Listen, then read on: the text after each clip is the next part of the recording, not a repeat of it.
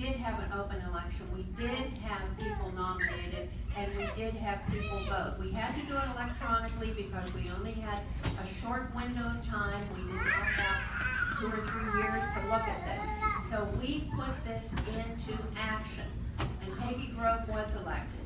And she was elected fairly and squarely, and she was nominated, and she has served. I never missed a meeting. Anytime that, since I've been on the DNC, I have never missed a meeting, nor would I. And I understand what you're talking about with people who were there for years and never showed up. Well, we can't have that anymore, because that isn't what we're all about. I have faith in the DNC in making the changes that are necessary for this up and coming election. Lorraine Miller and Jim Roosevelt have been working with what they call the Unity Committee to try and solve the issues that we've been faced with. The superdelegates, they're going to be something of the past. They're not going to be there. I think that what we're doing with the DNC in relationship to Pennsylvania is essential for our progress here. I've spent a lot of time with other party chairs around the United States, from South Carolina, Wisconsin, Nebraska, and Nevada and California, and we all have discussed this subject, and we're all working to make it better. Thank you. Thank you, Nancy.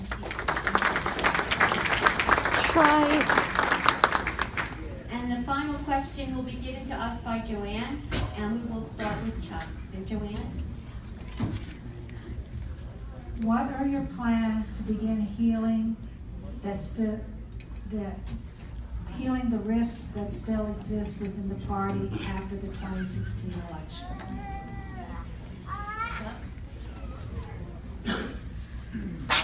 Most of you know that I was the authorized representative for the Sanders campaign in Pennsylvania. And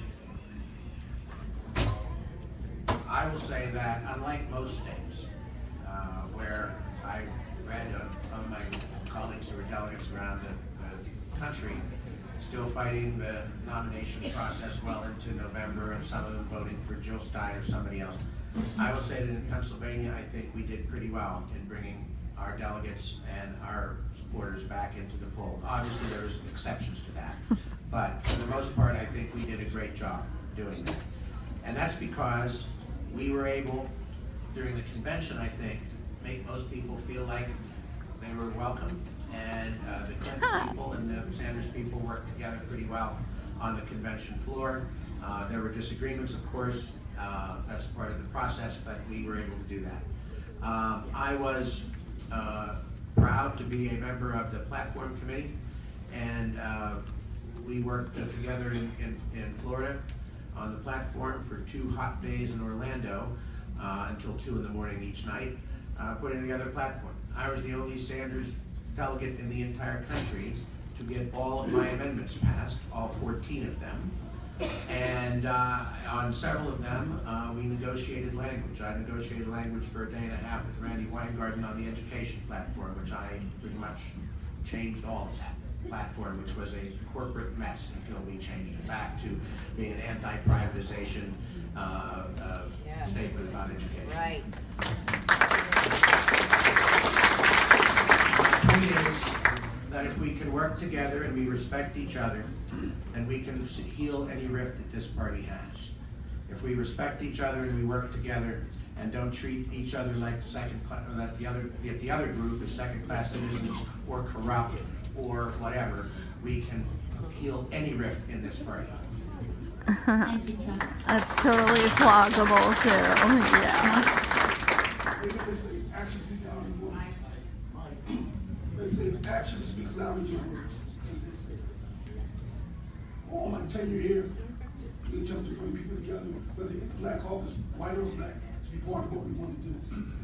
Now here, I work with the Bernie Sanders people, Jim Dean, and some really great folks. And also I was a delegate to Bernie Sanders. When I called someone on the table about my application, they ain't know nothing about that. They didn't return my call. We have to have music that's strong enough to stand the tension that goes on and not waver your values and what you know is right or wrong. We got to stop playing politics with each other in this room and grab each other and hug each other and move this party further.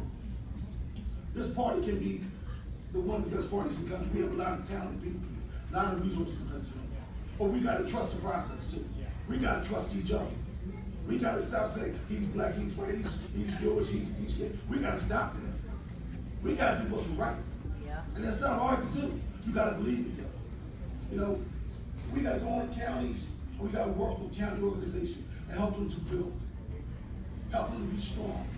So as we move further towards the national elections, we're strong. We have to open our executive board up to caucus members, and everyone should be on that board. We need to do things that are totally different. You know, we want to get the same results over and over again. We need to be honest. So if we move in that direction, we're going to be successful. You know, we need to reach out to the business community, other organizations in our individual communities who want to see good things happen. You probably have a lot of good candidates back home in your counties. But people will call you and tell you, it's not your turn. Don't run. That's ridiculous. I got some same phone calls. Don't run it. That's ridiculous. You're independent. I'm an independent person. I bring people together. I don't answer to nobody. Thank you. Thank you, John. We need to fucking stop taking corporate money. Yes, Healing the Party started, I think, around midnight on that eventful Tuesday evening, whenever we saw the reality.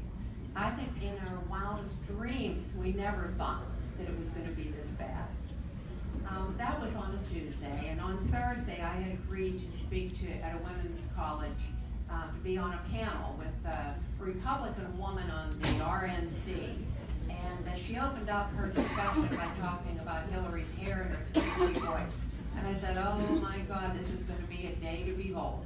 Well, it turned out that it was not only that day, but every day. We got together in Allegheny County and we talked about what had happened. We knew what happened in rural America. We understood that. But what happened right here in Pennsylvania? She cheated Bernie, and nobody voted for her ass. What I thought about was all of the volunteer groups. And Chuck, you mentioned labor. There's no question about labor. But the grassroots workers and volunteers in Pennsylvania, they work for Connor Lamb too, and they work hard from all over the state of Pennsylvania. But we started to work with the 25 groups in Allegheny County, and we had a summit. And they came into the room, they exchanged ideas, and that was the beginning of not only building the party, but healing what had happened. And I think that the healing, if we aren't there yet, we have a long way to go. But I can look around this room. I can see it's already begun. We have new members here at the state party. We have new chairs. We have new invigorated ideas. I've talked to so many people about your wonderful ideas, and if I'm your party chair, I will incorporate them. I will listen, and we can move this party forward and turn Pennsylvania blue again. Fuck blue. Just turn it 99%. Sherry? Okay, so as far as healing goes, well, I do believe that where I was standing, I'm an epidemiologist. I'm the only epidemiologist in my small county, so I'm a boots on the ground kind of person. And I could see that Donald Trump was going to win in Pennsylvania. It was obvious to me. I don't know why it wasn't obvious to others.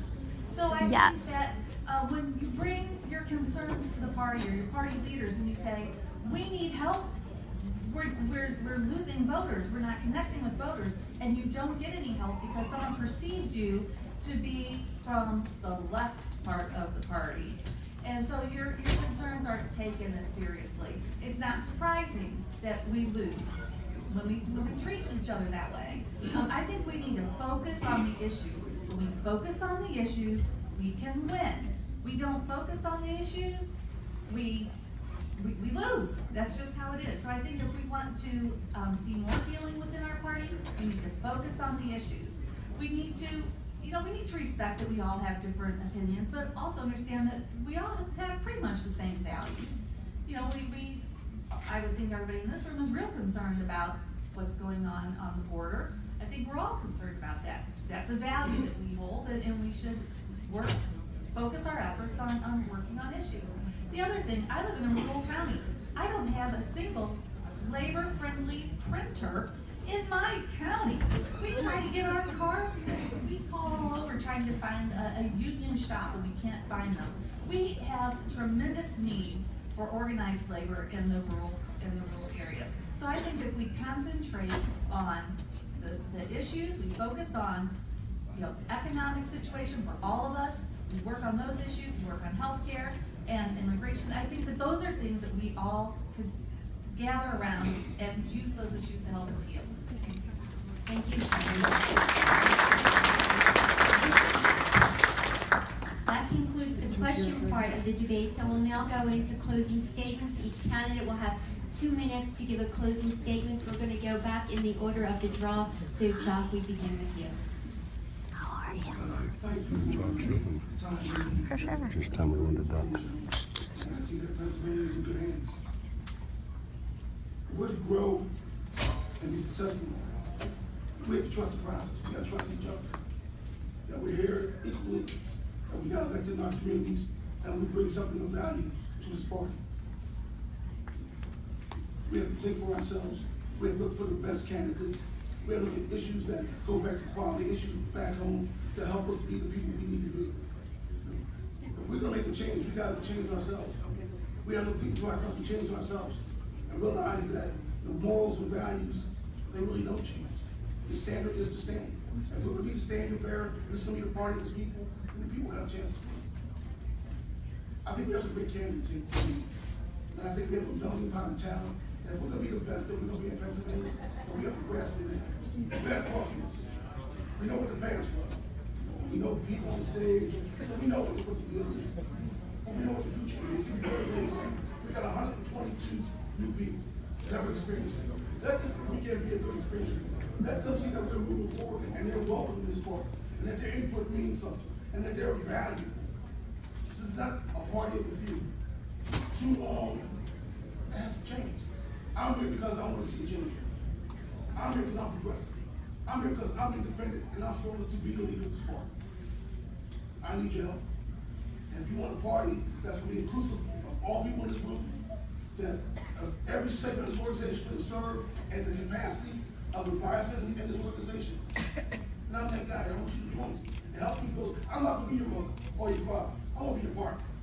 I want to be your partner. I want to be your partner. And I want us to partner in the right way and make this grow so generational that see change. Again, thank you very much. Thank you, John.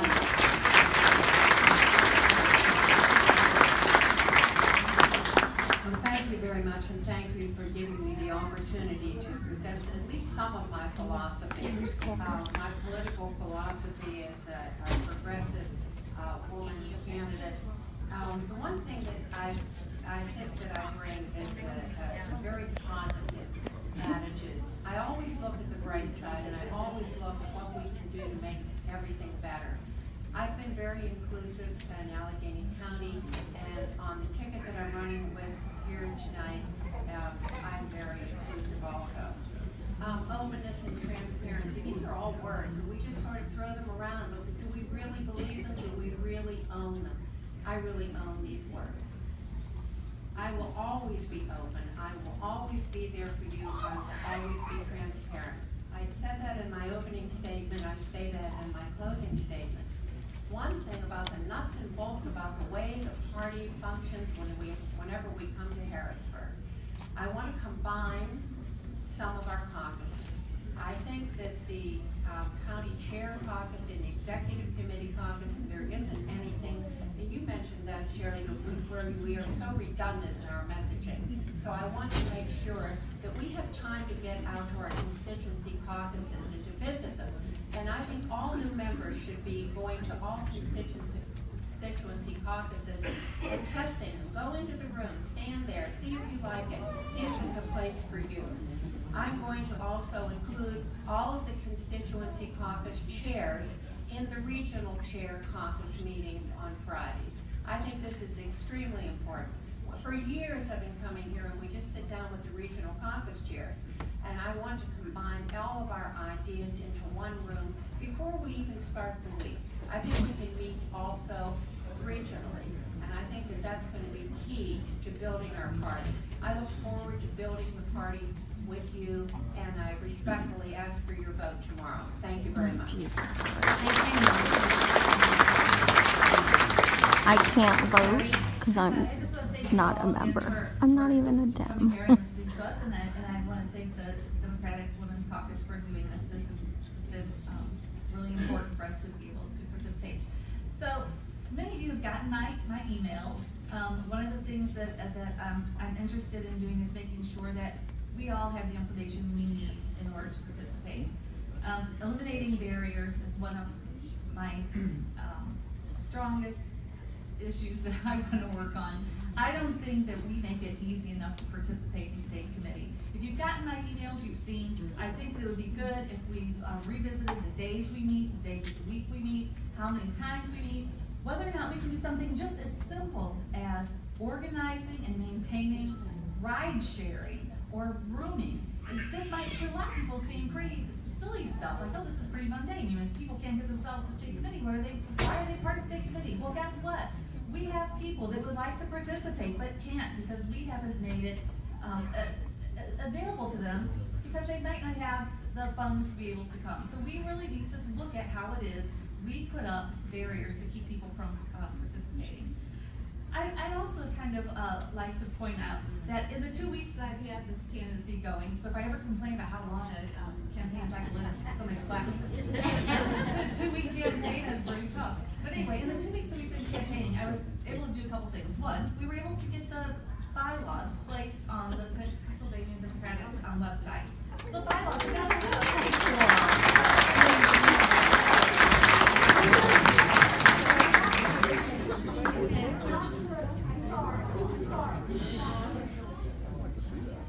The fuck did she just say?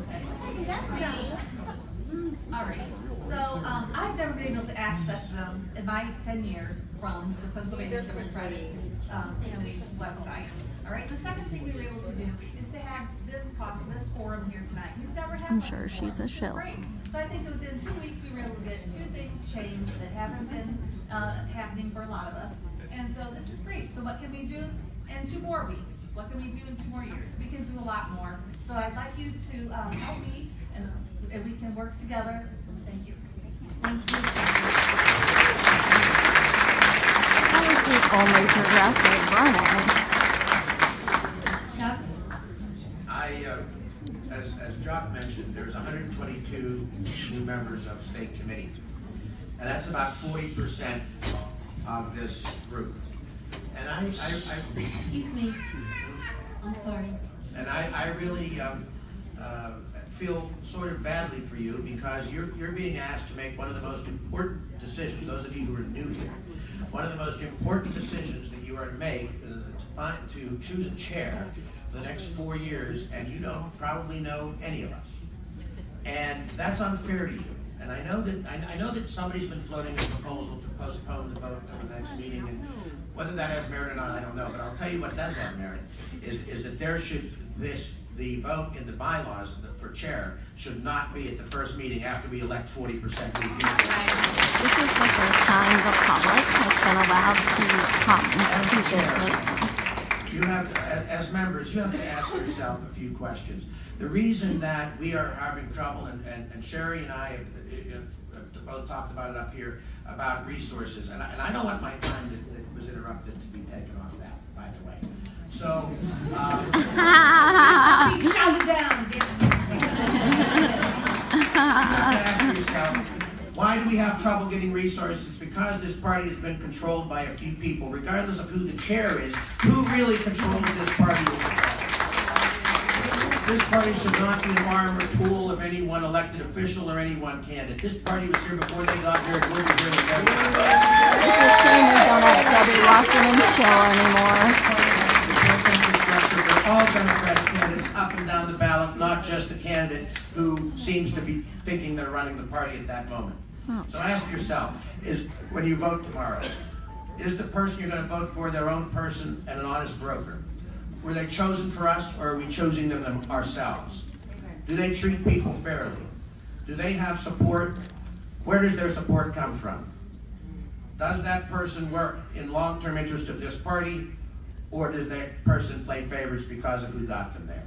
Those are the questions you have to ask. I ask you tomorrow to unite around the democratic values that we all share and do the right thing. And not support a party who cheats. Well, I'm pretty excited about this election tomorrow. I think the candidates are awesome, and I think every Bad single people one are of them oblivious is to the great. camera. And I'm Sorry, hoping guys. whoever wins will include all of them in their team.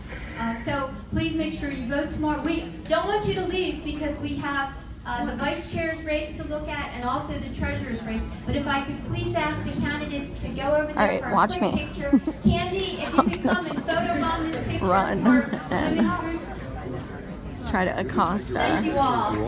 I also, before Oh you no, leave, I'm gonna try and I've been accost asked this to guy remind and you to ask him why I please didn't see him get protesting your wrist at the bracelet for tonight. DNC when I was You have there to with go all the back other Bernie and walk straight back down supporters. to the table where the staff is, and they'll give you your wristband. But please stay and wait and hear about the vice chair and the treasurer. Can I please ask Sharif to come up?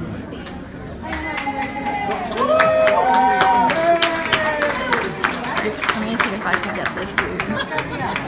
Because if he says he's a burner, he should have been outside with me and 40,000 others who were protesting Occupy DNC for 6 days in over 100 degrees, marching over 8 we miles have a one day. candidate for the vice chair's position, and he is Sharif Street from Philadelphia.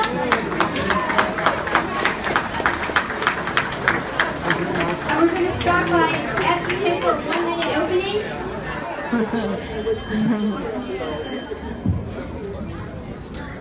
I have my press pass on. Hopefully that's impressive enough. Great job. Can we have silence so we can hear Sharif, please? Hi, thank you so much for being the only progressive on the stage. Thank you. I have a show on Real Progressives. I interview congressmen and senators and stuff. So yeah, so I wanted to come check you out. I'm in our Revolution PA, so they recommended you. So I'm here with them. Thank you. Absolutely. We need to organize the party. We need to put boots on the ground, and we need to get people engaged. In the last 12 months, I have driven over 45,000 miles through inside of Pennsylvania. I've been all over this Commonwealth talking to people, and I want you to understand something. We can win. We can win if we talk to people about their issues, and rural issues. And there are rural folks that want to vote for Democrats, but we didn't talk to them the last time. There are young people that in Philadelphia and in Pittsburgh and who were taken for granted because they said they're definitely going to vote for us. We need to get out and engage. We need to have paid organizers working in every section of this Commonwealth. We need to invest not only on TV, but on boots on the ground. And I'm committing to go from county to county. I'm committing to be there and listen to folks. And I'm committed that we're going to have a state party that listens and works with our voters. Give us the name. You have we're going to give you one question coming from Jean, and you have 2 minutes to answer it. Jean, please. As vice chair, what democratic issues will you bring to the table to vote on? Couldn't hear you, Mike. Okay, sorry. Damn, these All right, I'll old start. people are looking at me like, As yes. vice chair, what democratic issues will you bring to the table to build on? As vice chair, I will bring party organizing, which is important, grassroots level. We'll make sure that we focus on education and that we focus on strong public schools. I'll talk about making sure that we keep Pennsylvania a union organizing state. We're going to talk about jobs, and jobs in every sector, and the fact that we're one Pennsylvania. We have a dairy industry that has been underperforming, and we need to work on making sure that we have more productive capabilities. And it doesn't matter if the processing plant is in Philadelphia; that can create jobs there and also help our dairy industry. We need to look at housing. Housing is still an issue important for a lot of folks. Veterans issues. The Republicans have talked about veterans issues while they have consistently defunded veteran programs, and we haven't said anything about it. We need to talk about We need to talk about the fact that immigrants are an important part of our economy, both in rural and urban Pennsylvania. We need to talk about LGBT inclusion, not just LGBT inclusion or LGBT issues, which is why I see my friend Malcolm Kenyatta, my state representative, I was proud to support him, and he will be the first openly gay black state representative in Pennsylvania. I want you to understand, as your vice chair of this party, I work with the chair to make sure that we're going to, and the final thing, fundraising. We've got to put our money where our mouth is. We raise plenty of money. But we spend that money on television, we spend it with big consultants. But when we need people in our neighborhoods to knock on doors and organize, money to open little offices. Absolutely. I will raise money for this party to support organizing. I'm not controlled by anybody else. I can raise my own money, and we'll raise money to put it there. We've spent over $20,000 in organizing this year for my campaign fund. We'll do 10 times as much once I'm your vice chair. Thank you so much. If I get a chance to do a closing, how much time do we have? 2 minutes for a closing. Well, I want to say this. Look, it really is, and it's been a pleasure to talk and work with people across this Commonwealth. Everyone here does it because you believe it. We're here because we're committed to what needs to happen. We're the believers. I see laser pounding. I came into this state committee originally in Clinton's re-election when I was a young law student assigned to work for Laser to help get people involved, and continued and was engaged in 98, then ran 20 years ago for a state committee position. I'll tell you something, for folks who are sitting here, outsiders, when I was 27 years old and I was Malcolm's age, I ran against a founding member of the Pennsylvania Legislative Black Caucus, and everybody didn't support me. My father was the mayor, and he stayed neutral. He wouldn't even endorse me. But I'm proud that after fighting with the party, we didn't tell our supporters to go away when we didn't win. And I lost a few times before I won. But we came into the party. We were engaged. We organized, and eventually we became part of the party structure. And I'm proud that was it 14 years after that first run, I ran for state senator in many of the same areas. And because we were organized, we talked to the people that didn't listen to us, and we thought we knew everything back then, that we were able to get 99% of the vote. And yes, there were folks that tried to unseat us. But because of that, when we were bring people together, that's what we have to do. And when we lose and things don't go our way, we can't turn around and say we're going to take our things and go home. We got to understand this is about the values. And while the organization of this party, this election today is important, we need to remember that electing people in November is more important, because that's when we're going to have the opportunity to do the things that people in our communities who elected us care so much about. I thank you for your support, and I ask for your vote. I want to see if I can get that little 4-foot shill who interrupted Sherry and see what the fuck the problem is. Okay, ask you will also take a picture with Candy, and as we're switching to the two candidates for treasurer, can I ask them to please come up? Is Jack Hanna in the room? Jack Hanna, are there animals here? While they're setting up here, I just want to be sure to thank the chairman, and also Vince, I am gonna go off for now because these guys look fucking boring as hell. So I am gonna try and snatch some people and confront them about why they don't promote what they support instead of just trashing Trump. I got some questions for these Dems, so I'll be joining later with when I hopefully corner some of these tools. Thanks for watching, guys.